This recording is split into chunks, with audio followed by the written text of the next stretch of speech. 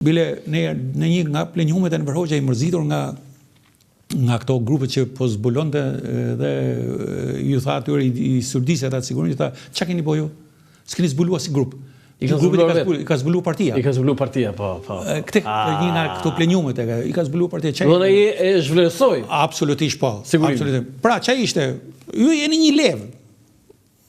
E kuptova. Këtu pastaj ka patur njerëz që kanë abuzuar me këtë detyrë, njerëz të cilët kanë abuzuar, ëh? Absolutisht mund të kanë abuzuar, mund të kenë përdorur tortura, përgjithësia këtu është individuale. Dhe kjo është e keqe që këtu nuk penalizohet asnjë individualisht. Po pra, kjo është pyetja ime, au po themi u dënua, u penalizua? Nuk ka pas, unë nuk di një rast që të jetë penalizuar, një që të thotë dikush që thotë që shiko, mu filani më ka bëu kështu dhe unë kam këto prova ose kam këtë gjë ose kam atë gjë. Bile ne do ta shpjegoj pak edhe nga ana juridike dhe nga ana e procedurës. Gjithë, domethënë, sigurimi ka përdorur edhe ato metodat që ka çdo shërbim që sot i ka të shkruar në kod penal, në kodin e procedurës, domethënë, përgjimet e gjitha. I ka përdorur, por në procedurën e kohës nuk lejohej që përgjimet të përdoreshin si provë. Nuk lejohej, nuk pranohej. Në atë kohë, Në atë kohë. Nuk lejohej. Nuk lejohej. Jo, sepse përgjimi quhej një nga format sekrete dhe për ta përdorur përgjimin si provë mund të ishte një rast shumë i rrallë, mund të bëhet fjalë për një agjentur, për një gjë kështu, mund të ishte rast shumë i rrallë dhe mund të përdoret vetëm me miratim të ministrit brendshëm. Qartë. Ndërsa në raste tjera përgjimi ishte për të krijuar një bindje që po, Landi është armik i pushtetit popullor. Pra nëpërmjet kësaj krijoi bindja, ndërsa pjesa tjetër pastaj duhet i gjeshë provat. Dhe kjo pastaj çojnë atë që mund të nxirrshin prova me dhunë dhe ka pasur raste edhe të janë dënuar për shkak me presion. Pra janë marrë dëshmi në presion. Tani, për ta mbyllur këtë kam 3 pyetje që përgjigjen e dua shkurt, pastaj nëse është e vlefshme dhe mund të zgjeroheni. 1.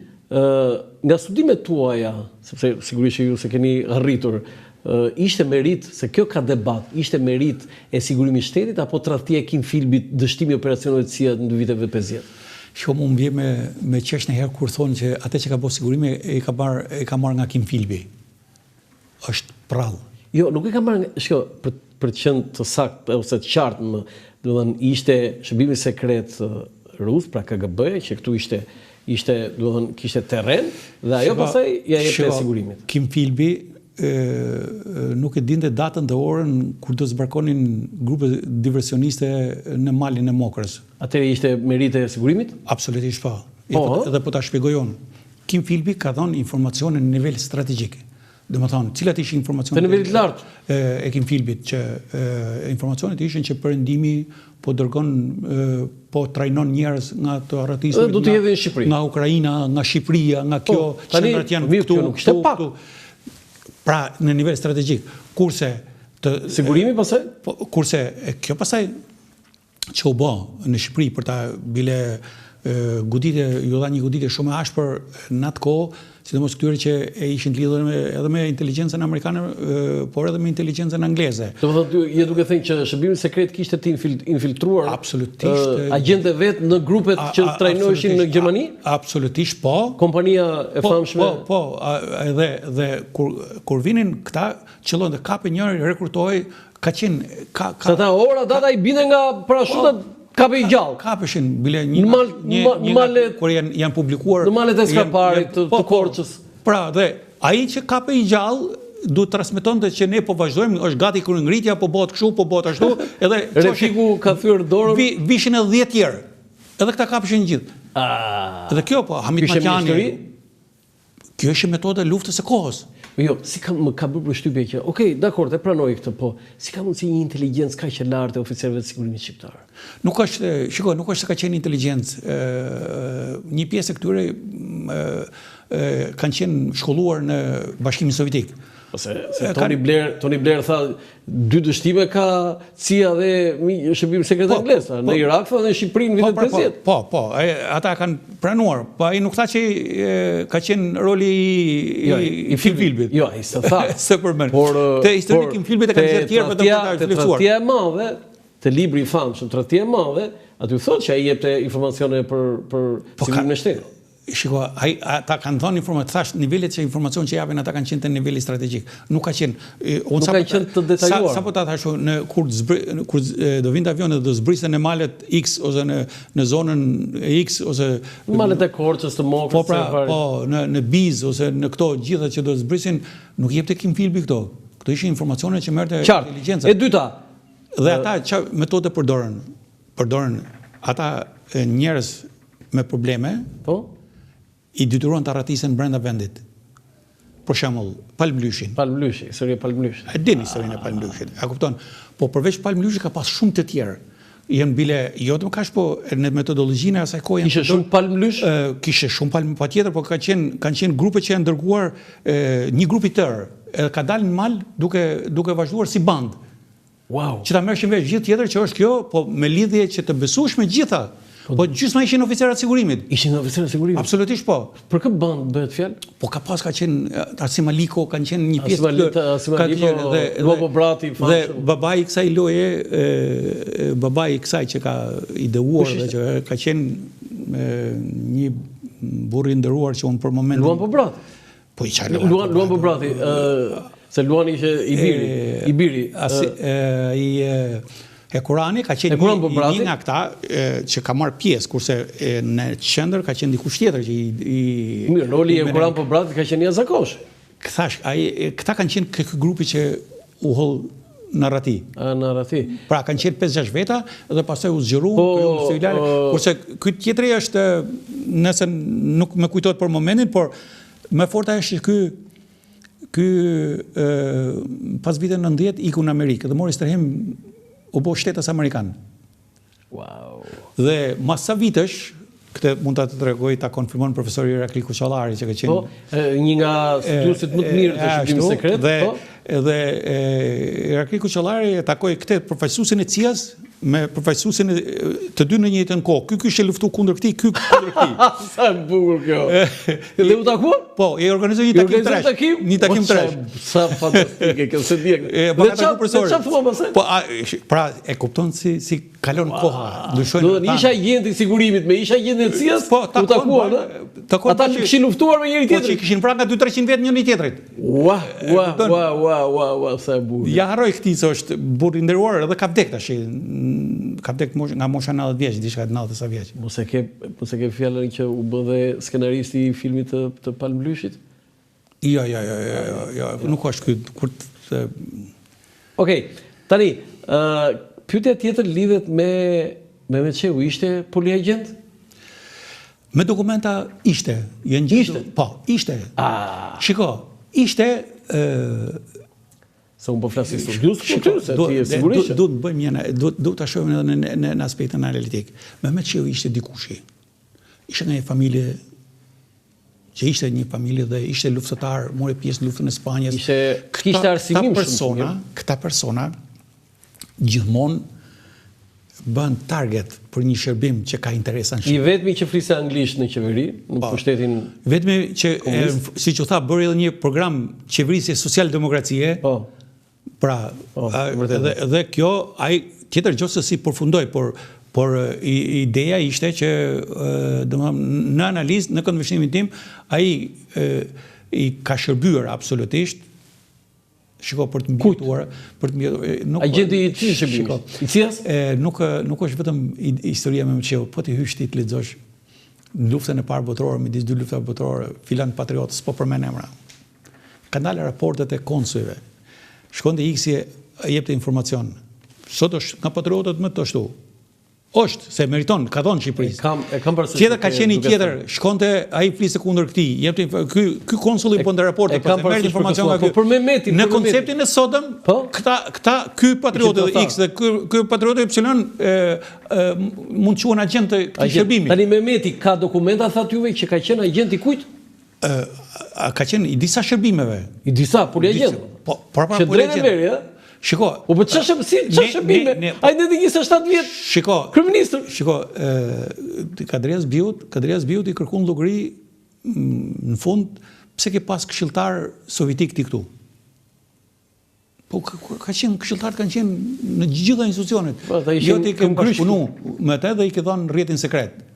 Se në faktikisht një pjesë e këtyre shqiptarëve që ishin informatorë, që shkoshin për studime në Bashkimin Sovjetik, këta ja kalonin shërbimit sovjetik, ja kalonin KGB-s, ja kalonin rrjetin, që këta ta shfrytëzonin atje dhe kur të vi kthej ky të përdorë. Por kjo u quajt pastaj shkelje. Tani për Mehmetin tani ka dokumenta për CIA? Po për tjetër? Për KGB-n ka? Shiko, për CIA-n, për KGB-n mund të jenë shfrytëzuar këto, domethënë takimet që bënte, informacionet që jepte, ankimet që bënte ka ambasadori rus në atë kohë që u dëmtua. Po tjetër vetëm këto dy shërbime apo edhe bëhet fjalë edhe për shërbimet perëndimore? Shërbimet edhe bëhet fjalë edhe për domethënë për UDB-n. Edhe për UDB-n, Po, kështu bëhet fjalë. Tash unë s'kam pa dokumente, unë po them kështu në analizë logjike të këtyre informacioneve që kanë qarkulluar në atë kohë. Dhe çaj megjithëse kaq ndenti 27 vjet e 3 muaj kryeminist dhe s'kishte dëm të madh. Po, e vran apo vrau veten? Ka pasur versioni zyrtar që vrau veten. Po. Unë nuk besoj asaj që njëri, nëse është e vërtetë ajo, po të lexosh, nëse është e vërtetë me 2 plumba nuk e vret veten njëri, po ai thonë që është vrarë me 1 plumb. Tani, unë kam në librin tim 100 vrasjet që Ester Fiftari thot me dorën e majt, kriminalisti dhe mjeku ligjor Fatos Aritov thot në dokumentet se ka bërë me dorën e djathtë. Po, pra unë nuk mund nuk duhet të abuzoj me pa patur, pa i lexuar vet, unë thjesht duhet bëj një analizë logjike. Dhe për ta Shiko, ka qenë herë në strategjinë e Serbisë, domethënë që në kohën kur kryeministër ishte Nikola Pashiq, ka qenë një nga kryeministët më i gjatë dhe ai e vlerësonte shumë raportet me Shqipërinë. Dhe e kam përmendur edhe diku tjetër që ky çështën shqiptarët Shqipërinë e trajtonte si themra akili të Serbisë, domethënë që mund ta dëmtojnë shumë ta. Dhe kishte një strategji për mënyrën se si duhet trajtoheshin raportet me Shqipërinë. E para ta bëjnë pjesë të Jugosllavisë. Në atë kohë ai bëri luftë madhe për ta bërë, por nuk në atë kohë pavarësia e Shqipërisë ishte njohur edhe ndërkombëtarisht. Nuk mund ta bënte. E dyta, të vëmë njerëzit tanë në krye dhe luftojmë për të vënë me Esad Pashën, bëni ato marrëveshjet e tjera.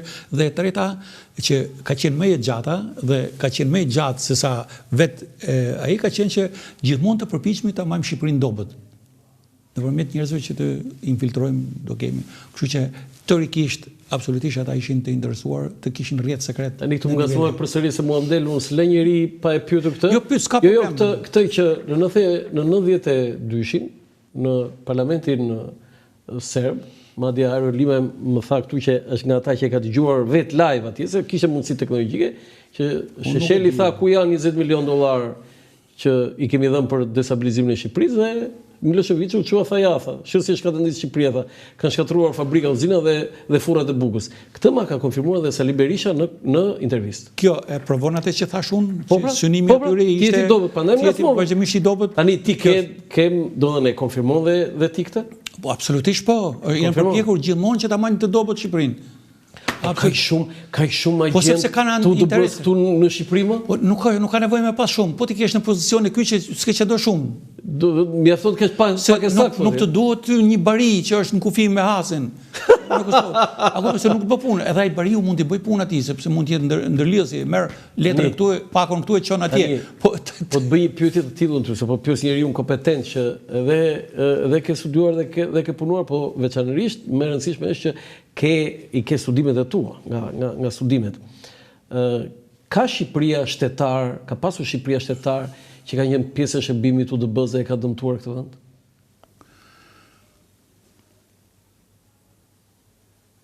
Shiko, unë nuk kam lexuar dokumenta autentike që të provohet kjo. Po janë akuzuar këtu, shumë grupe janë akuzuar që kanë patur lidhje, direkt ose indirekt. Po unë nuk mund ta konfirmoj. Në cilën periudhë?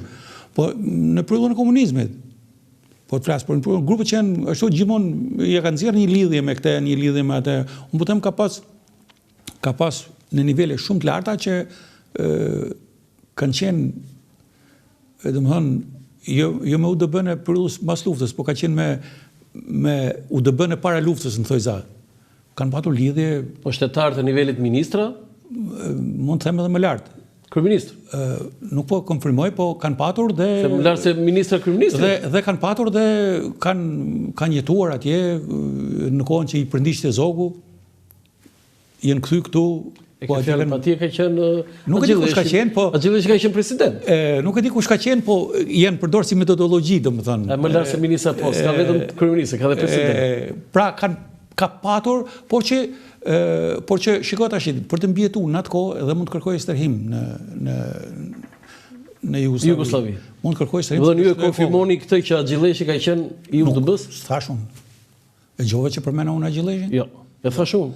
Thatë ju, më lart se ministër. Konfirmojeni ju? Jo, më lart se ministër i bie kryeministër. Se Enver Hoxha dhe një pjesë e këtyre kanë qenë, një pjesë në një nga këta kanë qenë, domethënë ka patur po ky Pashiqi përdorte një shprehje. Kryeministri i Jugosllavisë, sepse ata Ahmet Zogun e rekrutuan. E rekrutuan? E rekrutuan shërbimet e tyre, kanë rekrutuar në moshë të re. Që ndajti 6 muaj. Jo, në moshë të re. Ka qenë agenti i UDB-s? Absolutisht, ka. Unë me. Do ka dokumente? Jo i UDB-s. Po i kujt? Bëhet fjalë për. Se UDB-ja është më. Pra, shërbimi sekret jugosllav. Ai ishte në një moshë fare të re, 7-18 vjeç, dhe zona e Matit ka qenë një zonë e pushtuar edhe nga serbët në ato invazionet midis dy luftave botërore. Dhe ka qenë një i shërbimit të inteligjencës ushtarake që ishte një oficer i atashuar aty, një autor e ka nxjerrë edhe me emër kush ishte ai që e ka rekrutuar. Dhe e kanë rekrutuar pa u bë. Pa kaluar në këtë patur karrierën ministër, ministri i brendshëm, kryeministër. Kurse ai tregoi burrëri, domethënë, ai ka ishte shumë pragmatist. Ai i përdori ta sa ju deshme për t'i përdor. Ndenti 6 muaj atje. Dhe ka një shprehje të fortë, po ky Pashiqi thotë zogun është kollaj ta rekrutosh, po është vështirë ta mbash. Kryeministri i Jugosllavisë. Po. Nikola Pashiq. Po, kështu është shprehur. Si edhe një herë? Është Ahmet Zogun, është vështirë ta rekrutosh, është lehtë ta rekrutosh, vështirë ta mbash. Dhe zogu i bëri. Pra, zogu tash i quaj i rekrutuar, i pa rekrutuar, ai shërbeu një qëllim të caktuar, në fund fare dha kontributin në ndërtimin e shtetit shqiptar. Atyri tha mirëpafshim, u lidh me italianët pastaj nuk e hapën. Dhe po është shumë interesante sepse është një autor që i ka një diplomat në atë kohë i këtyre strukturave të Jugosllavisë të parë luftës. Dytë botërore. Tani një pyetje kam unë zoti Shala. Ore, si s'ka një shqiptar të dënuar si pjesë që është vënë funksion të shërbimeve të huaja? Ka shumë. Mas 90-s? Mas 90-s, jo. Po, shiko. Po mas 90-s dhe mos, se në atë kohë i bëdhe Enveri... Mas 90-s... A tha Enveri ju sigurim se nuk keni gjetur atje, ka gjetë partia? Mas 90-s nuk është se nuk janë zbërthyer. Ore, s'ka një të dënuar? Nuk ja vlen me dënu. Jo, a i konfirmoni këtë? Po, nuk ja vlen... Do nuk ka një shqiptar i dënuar? Shiko, dënimi tash është 5 vjet. Kur rase kështu shkon, pra, se ka, nuk është... Do në Amerika... Shiko, Amerika e dënoj me vdekje Çiftin Rosenberg. Po ishe Amerika e luftës ftoft, nuk është, kanë ndryshuar gjërat tash është. Dhe këtu ai mund t'japi një informacion dhe penalizohet thjesht për atë një informacioni. Nuk them se nuk janë zbërthyer. Këtë po janë zbërthyer. Absolutisht, këtë po flas edhe nga kështu tha dhe zoti Berisha që këtë të Sheshelit janë zbërthyer, tha këtu tha dhe madje janë dënuar, tha. Nuk e di për atë që ka thënë zoti Berisha, po them nga përvoja ime me sa di unë, janë zbërthyer dhe nuk kemi pas interes me qenë në përburgje. Do të nuk është arrestuar askush, zoti. Të paktën në këndvështrimin tim unë nuk e di. Por rastet që unë kam nuk është dënuar askush. Nuk është dënuar, por janë përdor kundër atyre që dashin na e fusin ne. Do të thonë si shqiptar i dënuar nga shërbimet, i dënuar për shkak të lidhjeve me shërbimet e huaja dhe ndëm të Shqipërisë. Dhe e fundit për këtë çështjen e sigurimit, ajo Xhevdet Mustafës mund ta quajmë tani të zbardhur sepse ka disa kështu elemente aty që mund të, do të vazhdojnë të ketë variante dhe versione të ndryshme. Për çfarë për shembull? Për shembull, zoti Lima i tha që është bërë një skem kundër Kadrias Biut nga ekurani i saj, ministri i brendshëm i asaj kohe, dhe gjithçka ishte e habitshme sepse nuk ka të hedhur nga i shërbimi huaj, njëri që kalon me tren do vinte, atë e thatë sakta ai. Me tren ai tha do vinte të vrisen Verozhën, tha. Ai që vjen për të vrarë Verozhën nuk vinte me tren, tha. Kush ka ardhur me tren, fal? Gjevdet Mustafa. Erdhi me vark, pastaj me tren. Po, Gjevdet Mustafa, shiko, duhet të flasim realisht. Gjevdet Mustafa ishte një antikomunist i bindur që donte të luftonte për përmbysjen e regjimit në Shqipëri. Të du t'i japim hakun atij. Dhe ai ishte gati të sakrifikonte edhe jetën e vet për të arritur këtë qëllim. Po? Dhe ai shërbimi që e mbështeste, bëhet fjalë CIA, por bëhet fjalë edhe për shërbimit italiane. Po, edhe shërbimit italiane, sa i... Që mbështesin, krijuan grupin, pse ta thashun ty pasaj që sigurimi ka vepruar jashtë. Dhe në këtë grup u përfshi dhe dikush që ishte pjesë e shërbimit dhe ishte dërguar me detyra jashtë. Ishte dërguar në Zelandën e Re. Dhe u kriju grupi dhe synimi ishte sepse ata edhe duke mos e njoh shumë situatën në Shqipëri mendonin që është kollaj me ardhmë me vra udhëhecin ose me bodike. E kupton? Dhe ata sigurimi e dinte unë në atë kohë kam qenë student, sa kisha shku në vit parë. Ishe student? Student. Dhe ne që ishim student e dishim që po pritet të më ardhë një bandë. Qa thua? Po, edhe ne që ishim student e dinim. Ua? Që po qarkullonin fjalë, dinte gjithë miletet që po pritet më ardhë një bandë sepse lëvizshin forcat në zonën e Durrësit, në zonën e Lushnjës, pra di zona. Ua. Pra, qa sekreti kishte këtu tash? S'kisha asnjë sekret. Jo, faktikisht dini si studenta. Po, si studenta, pas edhe mua ka bërë shumë përshtypje kjo. Më vonë jam njoh, i kam studiuar gjithë. I ke lexuar dosjen? Absolutisht, gjitha dosjet i kam studiuar, në nivele studimore kam studiuar në këto, paktën këto që kanë qenë arkiv të mjesisë brendshme kur unë vazhdoja. Dhe i kam studiuar dhe ata hapi parë, domethënë hapi parë ishte gabimi në zbritje. Vendi ishte llogarit në Durrës ku ai kishte pikën e kontaktit, ose më saktë ishte edhe një në zonën e një hidrovor në zonën e Qerretit, ka qenë dikur aty, dhe ishte dikush nga kontakti që mund të prisë, ata u çërin turn, jo busulla, jo kjo, ose mund të ishte sabotimi nga brenda, dhe dulën në Divjak. Në Divjak dihet që vran shefin e policisë, i cili kishte dalë me detyrë, normalisht kishte dalë në Bregdeti, që nuk përbën asnjë gjë, domethënë. Tjetër gjë që edhe ai këto informacion që i dija unë si student duhet i dinte edhe ai. Po pra, kur dihet ti student Iran, po ai atje. Po pra duhet i dinte edhe që aty gjithçka pastaj ta morën peng njërin, morën peng tjetrin, më të fortën një djalë nga fshati im. Po. Alemet djalë, alemet kollosi ai, Munc. Martohej atë dite. Atë dite. Pse ditë diel ishe? Po siç duket, ditë diel duke qenë. Ditë diel duke qenë dhe merrte nusën nga ajo zonë atje. Dhe Gjevdeti kishte marrë peng një atë policin që e mori me vete etj dhe kur arriti që do dilën rrugë i doli këtij përpara me taksi. Taksin me nuse. Po ky djalë shumë i fuqishëm dhe edhe doli edhe siç ma shpjegon vetë ky. Ka treguar ty? Po. Siç më thot, ky thot që e bllokoi taksin dhe tha më duhet taksia, jam oficer sigurimit sepse kanë vrarë Enver Hoxhën. Edhe tha në shtangëm tha mori taksin e iku. Unë me nusën ngelan kam. Ua, sa e bukur kjo. Paktën po fatmirësisht ai nuk rezistoi. Nuk bëri, po se ç'mund do thë? Mund ta kisha vrarë në vend. E kisha vrarë? Absolutisht po. Absolutisht po, mund ta kisha vrarë në vend. Atë edhe nusën ndoshta. Po nëse mbase me gratë smere, mbase po të paktën këtë që rezistoi edhe mund ta kisha vrarë. Sigurisht që 2 metra djalë. Ky do të thonë nuk bëri asnjë rezistent. Nuk i bëri sepse i tha që po nusë ishte me vellë aty. Po patjetër më në taksia. Kishte marrë taksin. Po taksin më mori taksin e këtyre. Wow. E kupton. Pastaj ata i diet, pastaj u çorganizu, shkoi uli, shkoi në mbeti ka ajo shtëpia, mënyrë se si organizua atje, rrethimi etj, shkoi blindi që do ta shunte me gjithë shtëpi. Pra u dogj ajo filmi aty dhe ai që ai eksponenti që ishi infiltruar, ai doli dëshmitar dhe mund të jetë edhe kjo, domethënë u përdor edhe si dëshmitar sepse siç thanë ata në atë kohë, unë këto nuk i kam të lexuar, po siç thanë që ai kërkoi